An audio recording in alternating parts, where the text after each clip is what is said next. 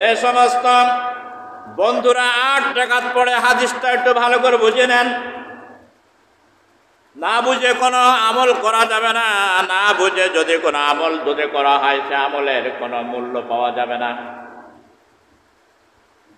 কোন একটা নেকও লেখা হবে না। হাদিস আগে বুঝতে হবে, তারপরে বোঝার পরে তারপরে আমল করতে হবে। এখন আমল না বুঝে তো আমল করা শুরু করেন, তাহলে হবে নাকি? এখন চাঁদ না দিকে রোজা থাকা শুরু করলেন, হবে না? হবে না। এই জন্য হাদিস বুঝতে হবে। যে সমস্ত বন্ধুরা 8 রাকাত পড়েন, কান লাগান। আনা আবি সুলাইমাতার ইবনে আব্দুল্লাহ রাদিয়াল্লাহু তাআলা আনহু قال سألت النبي صلى الله عليه وسلم كيف كانت صلاة رسول الله صلى الله عليه وسلم في رمضان 11 ركعة يصلي 4 রাহুল বুখারী মুত্তাফাকুন আলাইহি। বুখারী এবং মুসলিমের হাদিস। এর বলা হয় মুত্তাফাকুন। হাদিস নম্বর হচ্ছে 1146, 2013, 3569 নম্বর হাদিস। মুসলিম শরীফের 738 নম্বর হাদিস আমি তেলাওয়াত করলাম। হযরত সুলাইমান আব্দুর রহমান, হযরত আয়েশা সিদ্দিকা রাদিয়াল্লাহু তাআলা আনহার কাছে প্রশ্ন করলেন।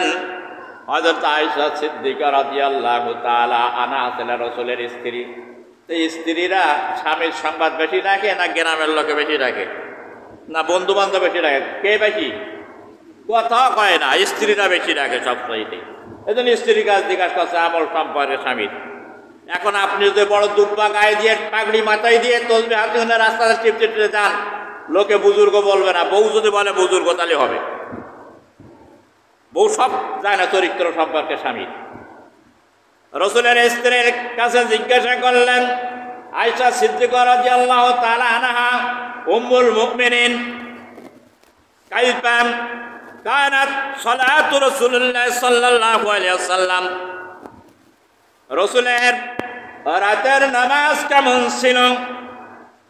বিশেষ করে রমজান শরীফের কথা জিজ্ঞাসা করলেন। আয়েশা সিদ্দিকা রাদিয়াল্লাহু তাআলা আনহা বললেন, قالت ما كان رسول الله صلى الله عليه وسلم يجد في رمضان تسأل عن حسنهن وطويلهن ثم يصلى 4। আয়েশা সিদ্দিকা বললেন যে আল্লাহর নবী রমজান এবং গায়রে রমজান, ভালো করে বোঝেন, রমজান এবং রমজানের বাইরে যত 11 মাস আছে, অর্থাৎ 12 মাস, তিনি 11 রাকাতের বেশি পড়তেন না। 8 রাকাত পড়তেন আর 3 রাকাত তিনি বেতের আদায় করতেন। তাহলে এটা কি? তোরা তো তারাবি বানাই নিস। তারাবি এর কথা, তারাবির কথা আছে নাই? গায়ের রমজানে কেউ তারাবি বলে নাই? তাহলে তো এটা এক চান্সে বোঝা গেল যে এটা কোনো তারাবি না। তোরা 8 রাকাতে নাচানাচি করলে হবে না বন্ধুরা। হাদিসটা পড়বা, বুঝবা, আর আমি পড়াই বুঝাই দিচ্ছি, যে ভালো করে শুনবা। তাহলে এবার আসেন 11 রাকাত কিভাবে পড়তেন। বলে আল্লাহর নবীর ইবাদত সম্পর্কে এত সুন্দর, গভীরতা, এত মনোমুগ্ধকার, তা বলে শেষ করা যাবে না। হুসনুল্লাহ মানে কি? সুন্দর। নবীজির নামাজের এত সৌন্দর্য, যা বলে শেষ করা যাবে না। আয়েশা সিদ্দিকা বলতেন এরকম সৌন্দর্য, ইয়াজিদু ফিল রমাদানি ওয়া গায়রি রমজান তাওবিলহুন্না সুম্মা ইসাল্লি 4। তিনি 4 রাকাত করে একসঙ্গে নিয়ত বাঁধতেন। 4 মানে কি? আরবিতে বলে 4। একসঙ্গে 4 রাকাত নিয়ত বাঁধতেন। বান্দার পরে দীর্ঘায়িত করে তিনি নামাজ পড়তেন। এত দীর্ঘায়িত করতেন 4 রাকাত নামাজে। শতাধিক আয়াত তিনি তেলাওয়াত করতেন 4 রাকাত নামাজে। অনেক সময় ফজরও হয়ে যেত এরা পড়তে পড়তে। তিনি 4 রাকাত নিয়ত করতেন। এভাবে ফজর হয়ে যেত, আজানও শুনতে পেত, সাহারির সময় হয়ে যেত, তাড়াহুড়া করে। এই জন্য সাহারি তিনি খাতেন বিলাম নিতে, তাড়াহুড়ো করে খাইতেন না।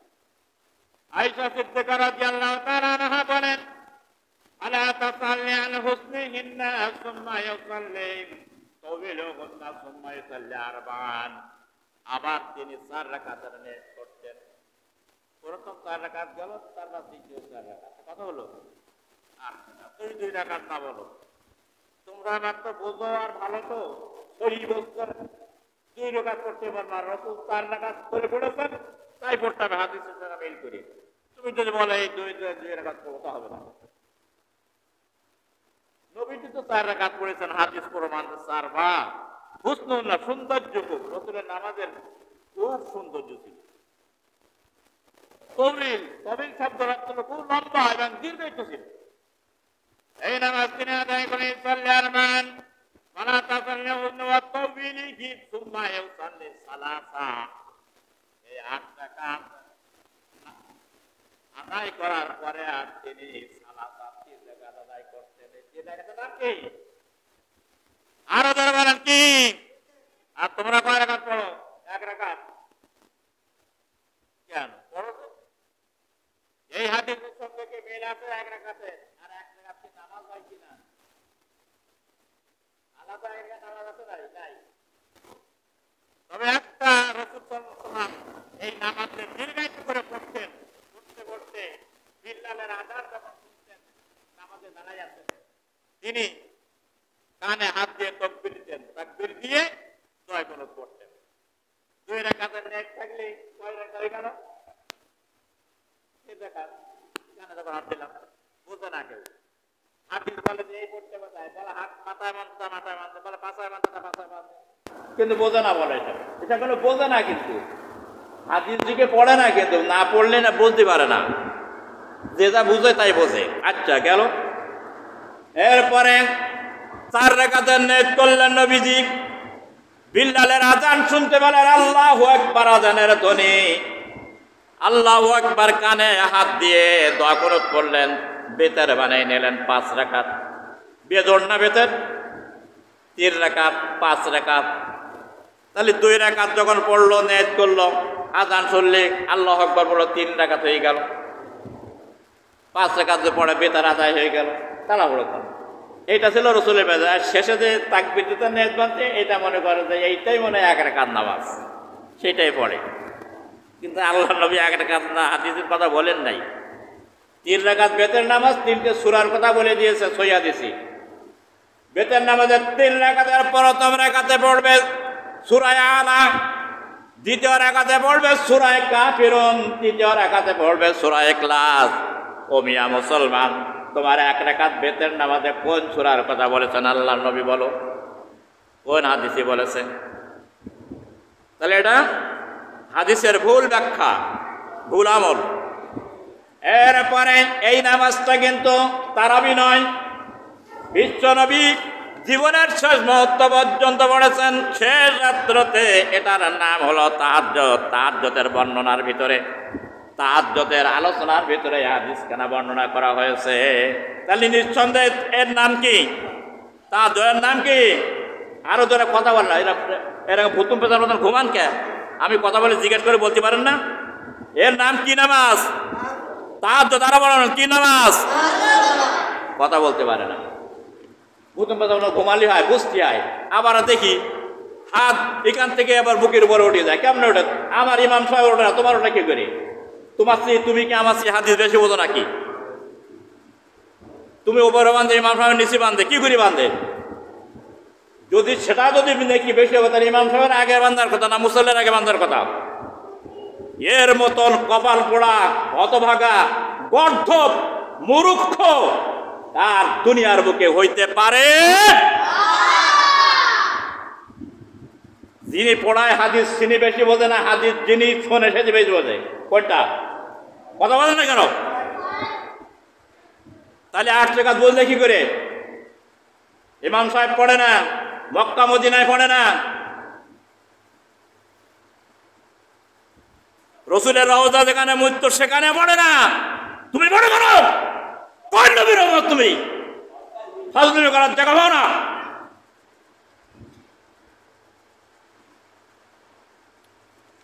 এরপরে আছেন ভাইরা আমার عن ابن عباس رضي الله تعالى عنه قال كان يصلي رمضان 20 ركعة বিশ্ব নবীর চাচা হযরত আব্বাস রাদিয়াল্লাহু তাআলা আনহু তিনি বর্ণনা করেছেন সুনানে তিরমিজির প্রথম খণ্ড 166, ইলাউস সুনান সপ্তম খণ্ড 82 এবং 83। আব্বাস রাদিয়াল্লাহু বর্ণনা করেছেন মক্কার মানুষেরা সাহাবায়ে কেরামরা 20 রাকাতের কম তারাবির নামাজ আদায় করতেন না, কিয়ামুল লাইল। 1 নম্বর কথা শুনেন। 2 নম্বর হচ্ছে আন্নাহু সাল্লাল্লাহু আলাইহি ওয়াসাল্লাম বিহি বিশরিনা তাসলিমান লাইলাতান ওয়া লাম ইয়াখরুজু মিন সালিসাতিহি। ইলাউস সুনান সপ্তম খণ্ড 83, হাদিস হচ্ছে মাসাইল প্রথম খণ্ড 645। হযরত রাসূল কারীম সাল্লাল্লাহু আলাইহি ওয়াসাল্লাম 2টি রাত্র তারাবির নামাজ জামাতের সঙ্গে আদায় করেছেন। সাহাবায়ে কেরামের উপস্থিতি এত বেশি দেখেছেন, 3য় রাত্রিতে তিনি আর বাইরে নাই, তিনি আর বাইরে আসেন নাই। এখরজু এ রমাজান, তিনি 3য় রাত্রিতে আর বাইরে আসলেন না। সাহাবীরা জিজ্ঞাসা করলেন, ইয়া রাসূলুল্লাহ, আপনি রাত্র কেন আসেন না? আপনার জন্য তো অপেক্ষা করছিলাম। বলতে তারাবির নামাজ হচ্ছে সুন্নাত, তোমাদের আগ্রহ দেখে এইভাবে যদি আদায় করতে থাকে লোক দিন দিন বাড়তে থাকবে। আগ্রহ থেকে আল্লাহ এই নামাজ যদি ফরজ করে দেয় তাহলে তোমাদের জন্য অত্যন্ত কষ্টকর হয়ে যাবে। তাই আমি নবীজি বাইর হয়ে নেই। বিশ্ব নবী 2 দিন আদায় করেছেন, এই জন্য উম্মতের জন্য কিয়ামত পর্যন্ত জামাতের সঙ্গে এই তারাবির নামাজ আদায় করা হলো সুন্নাতে মুআক্কাদা। চিৎকার করে বলো সুবহানাল্লাহ। তুমি ইচ্ছা মতন বললে হবে না যে না পড়লে চলবে। তুমি নবীর উম্মত হতে কেমনে হলে?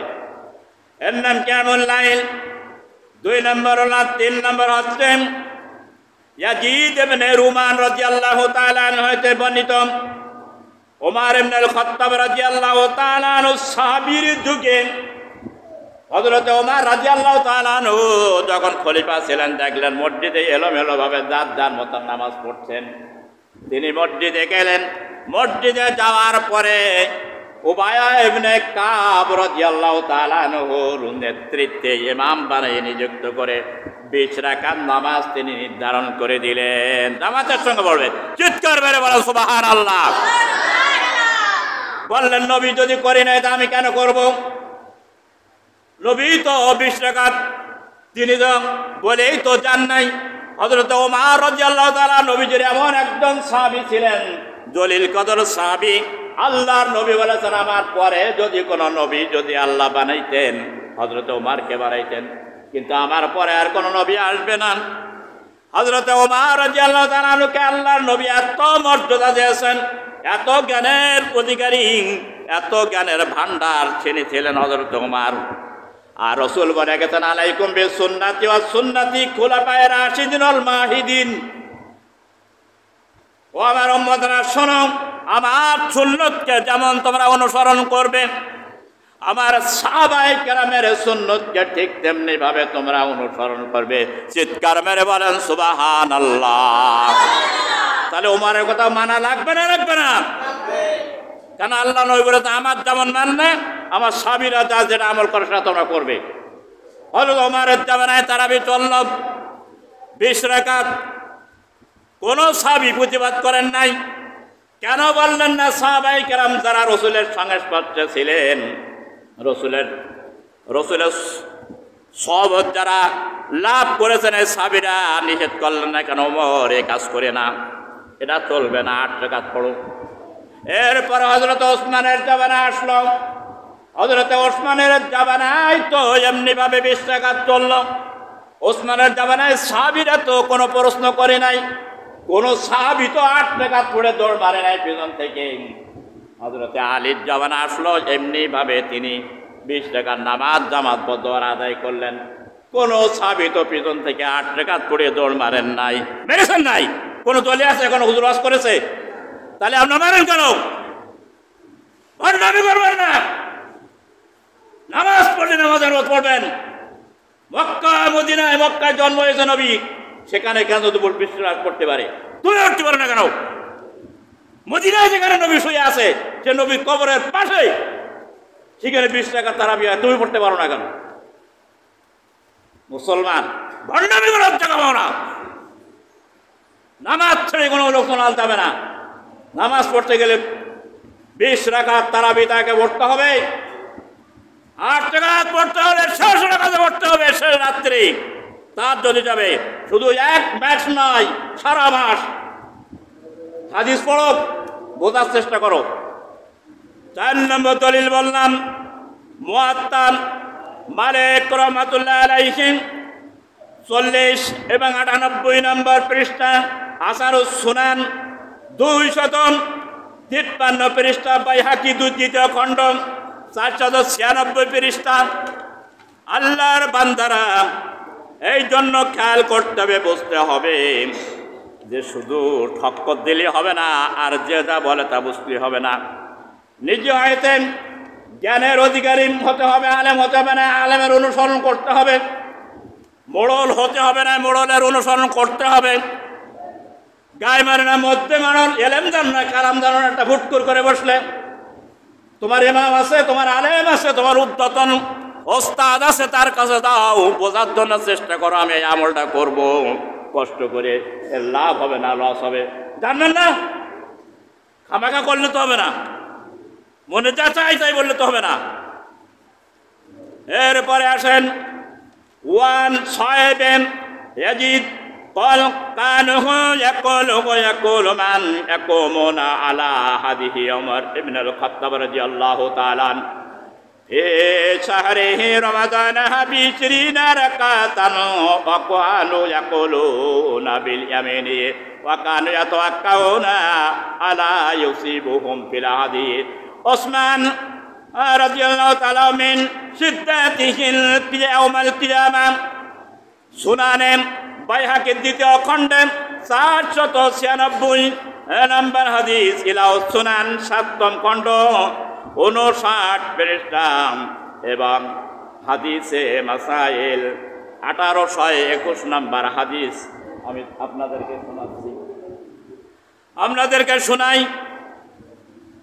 উমর ইবনুল খাত্তাব রাদিয়াল্লাহু তাআলা আনহু এমন একজন আল্লাহর নবীর সাহাবী ছিলেন, যে রাস্তা দিয়ে হেঁটে যেতেন, ওই রাস্তা দিয়ে শয়তান 40 দিন পর্যন্ত হাঁটতো না।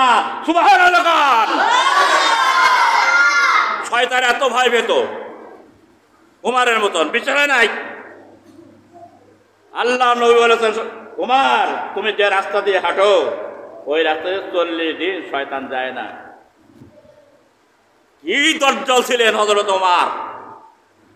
মুসলমান কাহাকে বলে? খোলা তরবারি নিয়ে, উলঙ্গ তরবারি নিয়ে দাঁড়াতো, এর নাম মুসলমান। সেই সাহাবীর উক্তি আমি বলছি। সেই সাহাবী বলেছেন, হযরত ওমরের জামানায় 20 রাকাত তারাবি আদায় করলেন। ইলাউ সুনান, তারপর বাইহাকির বর্ণনা। ওমর ইবনুল খাত্তাবের যুগে সাহাবীগণ কোন আফিত্ব করেন নাই, কেউ না পড়ে বা কেউ 8 রাকাত পড়ে দৌড় মারেন নাই।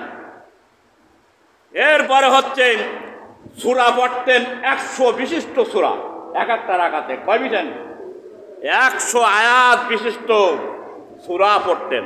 আর আমরা বলি নামাজ লম্বা, কোন লম্বা? এত করে নামাজ আদায় করতেন। এখনো মক্কা মদিনাতে 2.5 ঘন্টা তারাবির নামাজ আদায় করা হয়।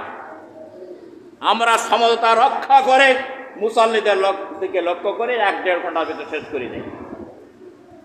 তাই বলে এই নয় যে 35 মিনিটে পড়বে, 30 মিনিটে পড়বে, এই কথা যে বলবে তার গুনাহ হবে। যেখানে পড়তে যাবে তারও গুনাহ হবে, যে পড়াবে তারও গুনাহ হবে। সে হাদিস বোঝে না, সে মুসাল্লির পায়রবি করে। ইমাম সাহেব পায়রবি করবে কার? চিৎকার করে বলেন আল্লাহ। কথা বলে না, ভয় পাই। ইমাম সাহেব পায়রবি করবে আল্লাহর, কোনো মুসাল্লি নয়। সুতরাং কোরআন যা বলে হাদিস যা বলে সেইভাবে পড়াবে। মুসাল্লি বলবে তুমি কম করে পড়াও, বেশি করে পড়াও, সব করে তাই শুনবে। তাহলে তুমি মুসাল্লির অনুগত্য করলে তুমি আল্লাহর সন্তুষ্টতাও নাই। হযরত ওমরের যুগে চললো, হযরত ওসমানের যুগে এইভাবে পড়তে থাকলো দীর্ঘায়িত। হযরতে এইভাবে করে হযরত আলীর যুগে দীর্ঘ সময় কিয়াম করে নামাজ আদায় করা হতো আল্লাহর বান্দারা। এরপরে সাহাবীদের যুগ চলে গেল, তাবিদের যুগ আসলো। তাবিদের যুগ ইমাম আবু হানিফা রাহমাতুল্লাহ আলাইহি তিনি তো 20 রাকাত পড়ার নির্দেশ দিয়েছেন। 3 রাকাত বেতের ফতোয়ায়ে কাজী খান প্রথম খণ্ড 112 পৃষ্ঠা। এরপরে হচ্ছে ফতোয়া মাদানী দ্বিতীয় খণ্ড 362 পৃষ্ঠা। এরপরে ইমাম শাফি রহমাতুল্লাহ আলাইহি মক্কার লোকের যাকে বেশি ইমাম হিসেবে মানে এই শাফি রহমাতুল্লাহ আলাইহি তিনিও 20 রাকাত পড়েছেন এবং মানুষকে তিনি বলেছেন আমি মক্কার মানুষদেরকে দেখেছি তারা 20 রাকাত নামাজ আদায় করত। ইমাম শাফি রহমাতুল্লাহ আলাইহি ইমাম মুসনাদ আহমদ রহমাতুল্লাহ আলাইহি আচ্ছা ফতোয়া মাদানী প্রথম খণ্ড 362 পৃষ্ঠা। সুফিয়ান সাওরি রহমাতুল্লাহ আলাইহি এবং আব্দুল্লাহ ইবনে মুবারক যারা মক্কার ইমাম যারা ছিলেন ওনারা দলিল দিয়ে গেছেন যে সুনানে তিরমিজির প্রথম খণ্ড 166 নম্বর পৃষ্ঠা। এবং আব্দুল কাদের জিলানী রহমাতুল্লাহ পীরানে পীর দস্তগীর আব্দুল কাদের জিলানীর মতন তাবির পরে এত বড় আলেম আর কেউ ছিল না। তিনি গলিয়াতুত তালিবিন বলে একটা কিতাব লিখেছে, এই কিতাবের ভিতরে তিনি দলিল দিয়েছেন। গলিয়াতুত তালিবিনে 393 পৃষ্ঠায় বর্ণনা করেছেন যে 20 রাকাত নামাজ তিনিও পড়তেন এবং সেই যুগে তিনি সাক্ষী দিয়েছেন সেই যুগের মানুষও পড়তেন। তাহলে এর থেকে আর দলিলের কোনো প্রয়োজন আছে? কথা বলেন, আছে? তাহলে এইভাবে করে নামাজের ভিতরে কেউ কেউ ভোগলবাজি করবেন না। কেউ নামাজ যদি নাও পড়েন নামাজের ভিতরে ভোগলবাজি করবেন না, পড়লে সঠিকভাবে পড়বেন রোজ তরিকার। এরপরে আসেন শেষ পর্যায়ে চলে এসেছি তারাবির নামাজ। কোরআন সুন্নাহর দলিলেতে 8 রাকাত নয়, দলিল সম্মত তারাবির নামাজ কয় রাকাত? আরো জোরে বলেন কয় রাকাত? 8 রাকাত। তাহাজ্জুদ কি 8 রাকাত? আরো জোরে বলেন 8 রাকাত তাহাজ্জুদ। এটা শেষ রাত্রি পড়বেন আর তারাবি পড়েন প্রথম রাত্রি। এরপরে আসেন ফেতরা সম্পর্কে একটু বলে দেয়, সময় নেই আজকে, 2-1 মিনিটের ভিতরে কথা শেষ করে দেয়। ফেতরা অনেকের দেওয়ার আশা আছে না? আছে? যদি বলেন হাদিস মানবো, হাদিস খালি বুকে বান্ধা হাদিসটা মানলে হবে না। খালি কান পর্যন্ত হাত তোলা তো পয়সা লাগে না, এরা করলে তো পয়সা লাগে না, লাগে? এটা মানলে হবে না। সব ক্ষেত্রে মানার দরকার আছে না নাই? রাষ্ট্রে ইসলামী শাসন কায়েম করা রাসূল সাল্লাল্লাহু আলাইহি ওয়াসাল্লাম বিধান আছে না নাই? রাসূল রাষ্ট্রনায়ক ছিলেন কিনা? রাসূল সেখান থেকে রাষ্ট্র পরিচালনা সাহাবায়ে কেরাম করেছেন কিনা? তাহলে এসব হাদিস পড়া লাগে না? এই হাদিস কি সহজ লাগে নাই?